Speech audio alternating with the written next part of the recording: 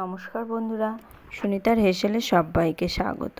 আমার আজকের রেসিপি কচুরলতি ভাজা। আজ আমি পুরো রান্নাটাই নিরামিষ পদ্ধতিতেই তৈরি করে দেখাবো তোমাদের সঙ্গে। দেখো, এখানে আমি কচুরলতি নিয়েছি। কচুরলতিগুলোকে আমি খোসা ছাড়িয়ে লম্বা লম্বা টুকরো করে কেটে পরিষ্কার করে ধুয়ে নিয়েছি। এবার আমি ওভেনে একটা কড়াই বসিয়ে দিয়েছি। কড়াইতে পরিমাণ মতো সর্ষের তেল দিয়ে এর ভেতরে দিয়ে দেব শুকনো লঙ্কা আর কালো জিরে ফোড়ন।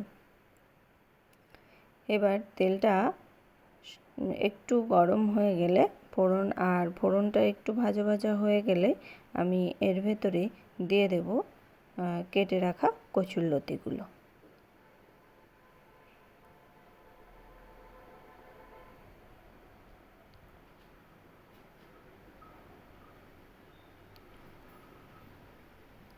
এখানে আমি কচুরলতিগুলো দিয়ে দিয়েছি।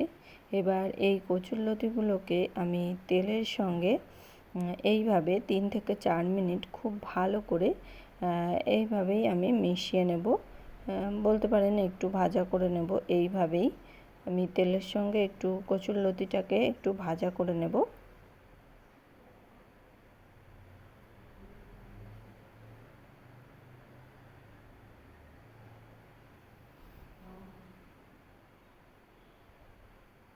এবার আমি এর ভেতরে দিয়ে দেব স্বাদ মতো একটু লবণ আর দিয়ে দেব পরিমাণ মতো একটু হলুদ।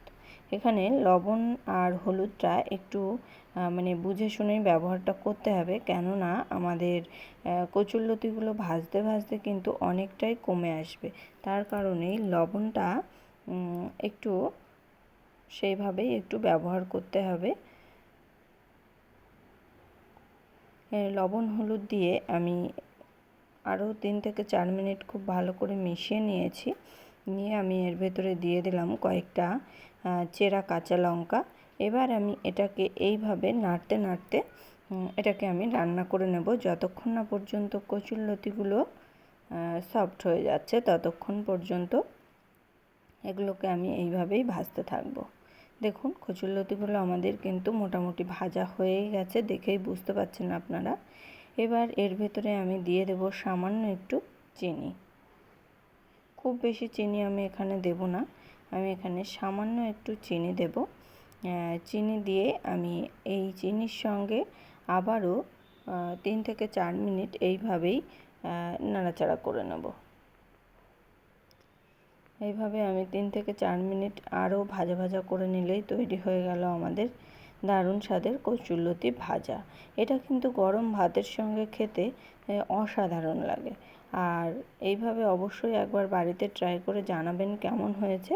যদি আমার এই রেসিপিটা ভালো লেগে থাকে তাহলে অবশ্যই কমেন্ট করবেন আর একটা লাইক করবেন, সাবস্ক্রাইব করে পাশে থাকার অনুরোধ রইল। তাহলে আজকের মতো এই পর্যন্তই। আবার দেখা হবে নতুন কোনো রেসিপি নিয়ে। ভালো থাকবেন, সুস্থ থাকবেন। ধন্যবাদ।